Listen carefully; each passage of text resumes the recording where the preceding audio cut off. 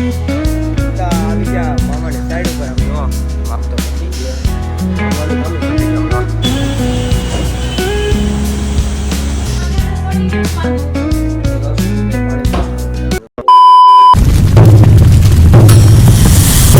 Good morning, જય માતાજી, જય શ્રી કૃષ્ણ, જય શ્રી રામ. કેમ છો? તો મજામાં? હું પણ મજામાં છું અને તમે પણ મજામાં રહેજો. આજે છે એટલે વાંધો નહીં. શુક્ર શનિ ભણવાની એવી મજા આવે કે ગુજરાતીના મુખ્ય લેક્ચર આવે.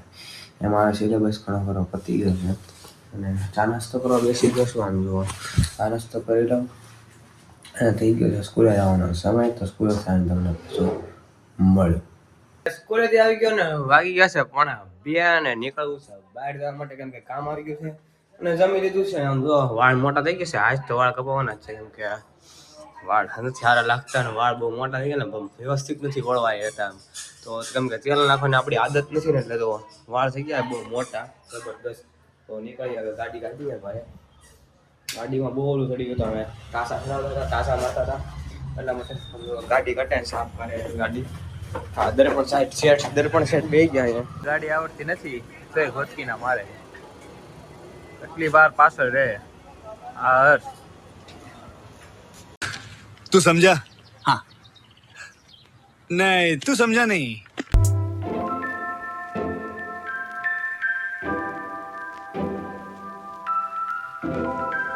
કામ પતી ગયું ને સીધા આવી ગયા મામાની સાઈડ ઉપર. આમ જો મામા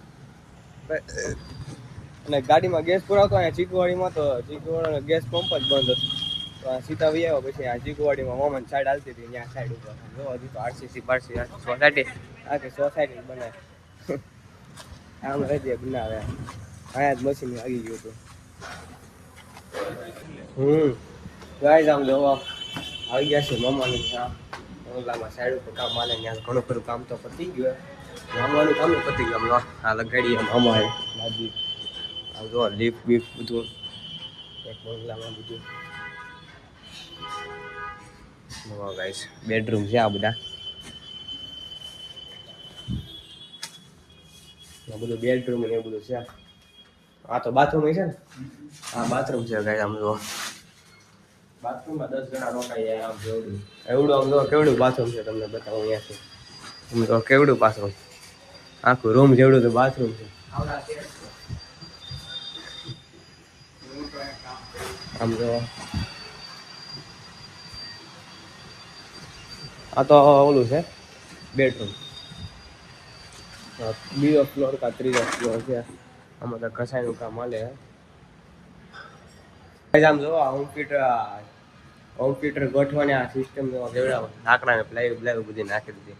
આમ સાઉન્ડ સીધો કાનમાં આવે ને, આમ ગોળ ફરી એવી રીતે. આમ જો આખામાં આ વાયા તો પથ્થર લગાડેલા છે મામાએ. આમ જો આખામાં ઓલો નાખી દીધા પ્લાયો અને સીધું વાયરિંગ સેન્ટ્રલ એસી બેન્ચ બધું.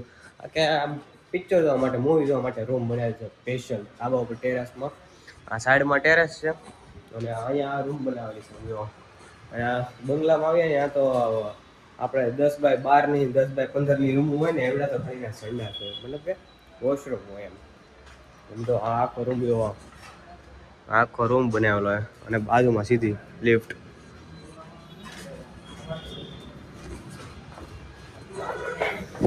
ગાઈસ હોઈ ગયો તો ને હવે જો અત્યારે કેટલા વાગ્યા છે?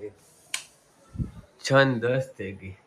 મને ખબર નથી. હું તો 4 વ્હીલર ગેસ બેસ પૂરા ના, તો 4 વ્હીલર તો મને ઉલટી જેવું થતું હતું. તો મેં ભાઈને તો હું પેલા કહું કામ બામ પતી ગયું તો હાલ મેં સીધું ગેસ બેસ કાંઈ પુરાવો છે નહીં, તો સીધા નીકળી એમ. તો ઓલો ભાઈ કે હવે બહાર આવ્યા છીએ તો કે ગેસ પુરાતો થોડી કંઈ ગેસ પુરાવા બહાર નીકળશે.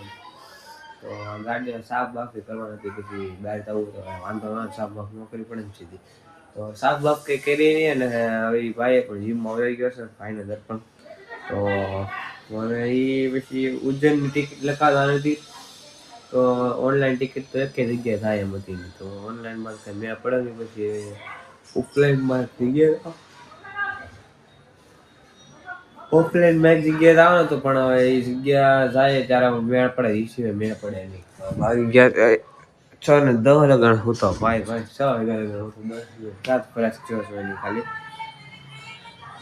વાળ કપાવાનું તો પડી ગયું. હા, વાળ કપાવા જવા તો મને લાગે છે રાઈટ સિવાય મેળ નહીં આવે. મેં એને ફોને કર્યો ભાઈની દુકાને ખોલી. પછી મિનિભાઈને કહ્યું હવે નહીં, હું સૂઈને આવી. આ પછી સૂઈ ગયો, ઢળી ગયો. તો 6 વાગ્યા વાંચો ને મેં રેડી રેફર તો રેફર કરી નાખી. હવે કાંઈ અત્યારે તો વાળ કપાવા નથી હોય, બપોર જમીન પછી જ કપાવશે રાતે. મને ઊંઘ આવતી હતી જોરદાર, નથી આવી જીધો વીગ્યો. કેમ કે ફોરીનો મને થતી ઉલટી, હવે એ કેમ થાય તો રામ જાણે. ઘડીક બે ઉતા ઉલટી જેવું થવા મળે, એટલા માટે હું સાવ નહીં કાંઈ જાતો હોય ને ભાઈ. આમ જો ગાઈસ, મને તો છે ને મમ્મીએ હજી કેળા વેફર કાઢ્યો ને મને વિવાડ દીધા છે વીણવા. જય ખોડિયારમાં વીણવા બેડા છે, થોડા ઘણા વીણી નાખું. તો ગાઈસ બધા ચણા ફોડી નાખેલા અને હું જાઉં સીધું તો પાણી પૂરી ખાવા માટે આમ જો શાક બાક બની નાખ્યા. અને આમળાને ચોકલેટ જોવો તમને દેખાતો નહીં, આ બાંધેલું છે એટલે ખોલી ત્યારે તમને બતાવી દે. હાઈ જાય ખોલું પછી વાળ કપાવા આવે છે, લાઈટ બંધ કરતો રહેવાનો. અને નીકળું પાણીપુરી ખાવા માટે ભૂખ લાગી છે તો ખાઈ તો લીધું ઘણું ઘણા વેફર દાબી દીધી છે, નીકળી ગયા પાણીપુરી ખાવા. પાણીપુરી કાઢી દીધા, નીકળી ગયો તો ઘર સાઈડ અને જમવાનું પણ બધું ચાલુ થઈ ગયું છે. તો મારા જમીન બધી વાળ કપાવા આવે છે, વાળ થઈ ગયા બહુ મોટા. પછી એને વાળ વ્યવસ્થિત રહેતા નથી, મોટા એનો વાંધો નથી, રાખવું મોટા પણ વાળ વ્યવસ્થિત રહેતા નથી એટલે રાખવું. પૂરી ખાઈને ઘરે આવી ગયો ગાઈસ. તો ભાઈનો રસ્તો એ છે ને જીમમાં આવવાનો તો એ દેખાણો જ નહીં ને તો એને ખવડાવી દે પાણીપુરી. વાગી ગયા છે 10 સવા 7 જેવું થઈ ગયું છે. આરતી કરવાનો સમય થઈ ગયો છે તો કરી નાખીએ આરતી. થઈ ગયા છે ને લાંબા થઈ ગયા છે ને જમી લીધું છે. અને ઉદાનો ફોન આવ્યો તો કે નીચે તમે આવશો વાળ કાપવાથી ખારો નહીં પણ આવું. વાગી ગયા છે 9 તો નીકળી જાવ સીધો વાળ કાપવા માટે. ક્યારે વરો આવે કાંઈ નક્કી નહીં. એટલે વાળ કેવા થઈ ગયા, પંગુસ જેવા થઈ ગયા. આ તેલ નાખી દીધું તો તું તો વાળ કાપવા છે જોઈએ. કેમ કાલ તો શનિવાર સામે માથું ધોવાનું હોય છે એટલા માટે નીકળવું. હવે વાળ કપાવા જતો હતો ને, વાળ કપાવાનું ન્યાય મારું તો લખાણ આવી ગયો. બહુ ટ્રાફિક હતું. મેં તો કીધું હતું કે ટ્રાફિક હશે જ. એક ધ્રુવભાઈ અમારે કેન્દ્રવાળા હતા, એ ત્યાં હતા. અને આમ જો બુધાભાઈ નવી ડ્રાઇવિંગ કરે, હજી શીખે જ છે. શીખતા શીખવા અમિતભાઈ શર્મા છે બ્લોગમાં. સ્પોન્સરશિપ બુધાભાઈ તરફથી છે સૂપ પીવામાં. અને એક અમિતભાઈ તો બહાર વયા ગયા છે કે મારે સૂપ નથી પીવું, એ બહાર ગયા છે. આંખ માર્યું બ્લોગમાં, આંખ મારી બહાર ગયા છે બહાર અમિતભાઈ. હવે પી નાખીએ શું. ઘરે આવી ગયો ને આમ વાળ કાપી નાખ્યા છે વ્યવસ્થિત, કાપો ને ચકાચક લાગે ને તમારા ભાઈ હીરો. હવે હોઈ જાય કેટલા વાગ્યા 10:30 જેવું થઈ ગયું. એડિટિંગ બધું કરી નાખ્યા. આશા છે કે આજનો વ્લોગ તમને ગમ્યો હતો. લાઈક શેર સબસ્ક્રાઈબ કરવાનું ભૂલતા નહીં. અને મળ્યા પાછા નવા વ્લોગમાં નવા વિડીયોમાં. ચાલે તો બધા સબસ્ક્રાઈબ કરવાનું ભૂલતા નહીં મારા વાલા